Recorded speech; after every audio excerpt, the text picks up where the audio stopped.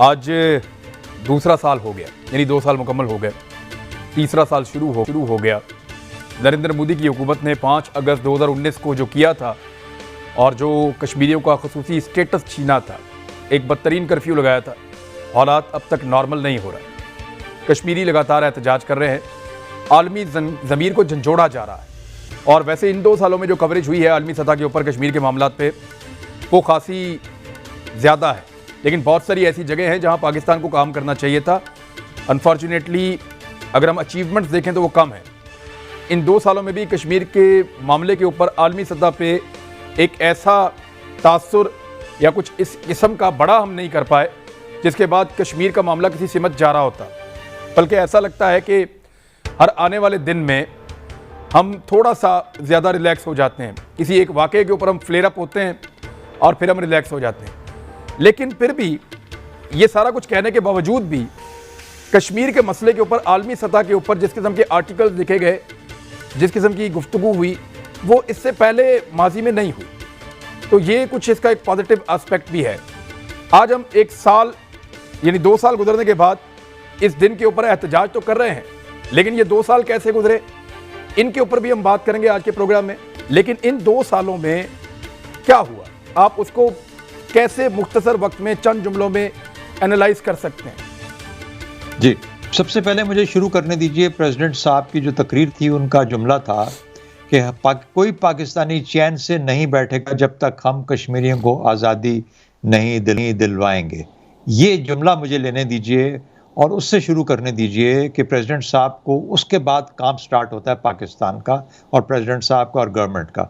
वो ये है कि अब उनको आज़ादी दिलवानी है तो किस तरीके से दिलवानी है। हमने रेजोल्यूशंस के ऊपर डिपेंड करके देख लिया, आज़ादी नहीं मिल रही। हमने बाकी ममालिक में कैपिटल्स में जो लोगों को भेजा उन पे बातें कराई, कश्मीरियों के मुजाहरे करवाए, किए, उन्होंने खुद अपनी आज़ादी के लिए खून बहाया, कश्मीरियों ने, आज़ादी नहीं मिल पाई, अभी तक नहीं मिली। अच्छा, उसके बाद पाकिस्तान ने सिफारती और सियासी और इखलाकी जितनी भी सपोर्ट थी वो प्रोवाइड की, उससे नहीं मिली। 4 जंगें हो गई, उसके बाद भी नहीं मिली। और उसके बाद हमने ये भी कहा कि अब हम न्यूक्लियर पावर बन गए दोनों मुल्क, तो अब हमारे पास उस किस्म की जंग की गुंजाइश नहीं रह गई जो कि हम 4-5 जंगें करने के बाद महसूस करते थे कि शायद हमें इससे कुछ हमारे मसाइल हल होंगे। तो प्रेसिडेंट साहब के लिए बहुत बड़ा मसला ये है कि अब क्या किया जाए कि पाकिस्तान के बच्चे के लिए, जो कि पाकिस्तान का बच्चा करे ताकि कश्मीरी को आज़ादी मिले, कश्मीरियों को। इससे ये मेरा स्टार्टिंग पॉइंट हो गया। दूसरी जो चीज़ है, आपने कहा कि क्या हुआ इन 2 सालों में, ये हुआ कि मोदी ने पत्ता अपना खेला और उसने आपके लिए एक सिचुएशन क्रिएट कर दी। आप उसको पेट कंपनी कह लीजिए, आप उसको अपना पत्ता कह लीजिए। और उसने कहा कि अच्छा कुछ जवाब में है तो ले आओ। अच्छा, हमने जवाब में ये कहा, हमने कहा कि हम तुमसे बात नहीं करेंगे जब तक ये वापस नहीं हो जाते। कंफ्यूज हुए पहले शुरू में कि ये हुआ क्या, ऐसा तो लिखा नहीं था किताब में, लेकिन उसने तो किताब के हट के एक कदम उठा दिया। अच्छा, अनकन्वेंशनल कदम उठा दिया। आप उसको अगर हिंदुस्तानी तौर पे देखें तो एक बोल्ड कदम उठा दिया। अच्छा, गो के उससे हमारी यूएनएससी की रेजोल्यूशंस हों या कश्मीरियों का जो जज्बा है उस पर फर्क नहीं पड़ता। यूएनएससी रेजोल्यूशन के अंदर किसी के अंदर भी आर्टिकल 370 या 35A का जिक्र नहीं है। आर्टिकल 370 वैसे ही शेख अब्दुल्ला और जवाहरलाल नेहरू के बीच में तय हुआ था। ये हुर्रियत वालों को एक्सेप्टेबल ही नहीं है, ना पहले दिन से एक्सेप्टेबल नहीं है। ये सिर्फ वहाँ की जो सियासी जमातें हैं सिर्फ उनके लिए किया। जो सबसे बड़ी इंपॉर्टेंट चीज़ थी 35A, जो कि जिसने डेमोग्राफिक इंजीनियरिंग का मसला किया। तो ये चीज़ें हैं जो कि इन 2 सालों में हुई हैं। पाकिस्तान के पास आज 2 साल के बाद ये वक्त है कि हमने एक छोटी सी स्कर्मिश भी की, हमने उनको ये भी बताया कि हम सब कुछ कर सकते हैं। लेकिन यार, अब पाकिस्तानियों को सोचना है कि हमारे पास क्या वही नारे होंगे जो पुराने आज तक 70 साल में लगा रहे हैं, हम वही उसी स्क्रिप्ट पे काम करेंगे जो अभी तक चल रहा था, या ये कि हमने कुछ तब्दील करना है कि मोदी साहब ने एक पत्ता खेला है, हमारे पास कौन सा पत्ता है जो हम खेल सकते हैं जिससे कुछ उनकी मदद हो जाए। और दूसरी फाइनल बात, हमें ये फैसला करना है कि कश्मीर का मसला कश्मीरियों के लिए इंपॉर्टेंट है जिसका पाकिस्तान ने वादा किया, या पाकिस्तान के लिए भी इंपॉर्टेंट है जो कि पाकिस्तानी जिसके लिए 70-72 साल लड़े हैं।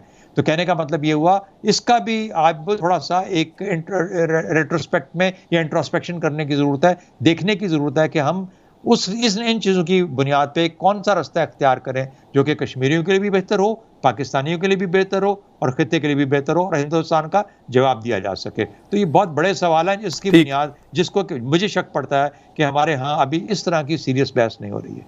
आपने एक सवाल छोड़ा, कौन सा पत्ता, ये मैं वापस आऊंगा आपके पास दोबारा कि आपके दिमाग में क्या चल रहा है, पाकिस्तान क्या पत्ता है। लेकिन फिलहाल मैं मदर अब्बास साहब के पास सेम क्वेश्चन। मदर अब्बास साहब, सर 2 साल और 2 साल की कारकर्दगी, यानी इसमें आपका तज्जिया क्या कहता है कि 2 साल में क्या हुआ? गलती हमसे, देखिए गलतियां तो हमसे बेशुमार हुई हैं। अगर गलतियां नहीं होती, यानी इंडिजिनस मूवमेंट को किस तरीके से हमने टैकल किया वहां की, वो एक बहुत बड़ी गलती थी। पोस्ट 89 हमारी जो पॉलिसी रही उसमें बड़े फ्लॉज रहे उसके अंदर। उसमें हमने JKLF को जिस तरीके से हैंडल किया वो बहुत ख़राब स्ट्रैटेजी थी हमारी। यानी यहाँ आप सोचें पाकिस्तान के अंदर अमानुल्लाह या मकबूल भट्ट कोई पॉपुलर वो लोग नहीं थे, उनको हमारे यहाँ उस तरह ओन नहीं किया जाता था। मुझे और फिर मीडिया में अपनी रिस्पॉन्सिबिलिटी, मुझे आज भी याद है यासीन मलिक ने एक तकरीब में खिताब करते हुए कहा था कि मैं जब पाकिस्तानी न्यूज़पेपर्स पढ़ता हूँ और इंडियन न्यूज़पेपर्स पढ़ता हूँ तो मुझे कोई ज़्यादा फ़र्क नहीं नज़र आता जब कश्मीर की रिपोर्ट स्टोरीज के बारे में खबरें हों।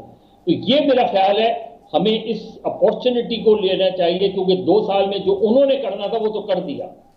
अब हमारे लिए जो भी, चाहे वो हम उसे अपने लिए एक 9/11 समझें या कुछ भी समझें, इन 2 सालों में हमने वो सपोर्ट हमें नहीं मिल पाई दुनिया से, ये इंक्लूडिंग इस्लामिक कंट्रीज, जो हमें तवक्को थी। उसमें हमारे किस तरीके से हमारे फेलियर्स हैं, इसका जायजा लेने की जरूरत है और एक नई स्ट्रेटजी बनाने की जरूरत है। क्या पत्ता हो सकता है, वो कौन सा कार्ड है जो पाकिस्तान यूज कर सकता है? अब मैं बिल्कुल आपको 3-4 उसके स्टेप्स बताता हूं, लेकिन पहली बात आपको ये बता दूं कि अभी मैं टीवी देख रहा था, उमर अब्दुल्ला साहब का इंटरव्यू चल रहा था एक इंडियन चैनल के ऊपर।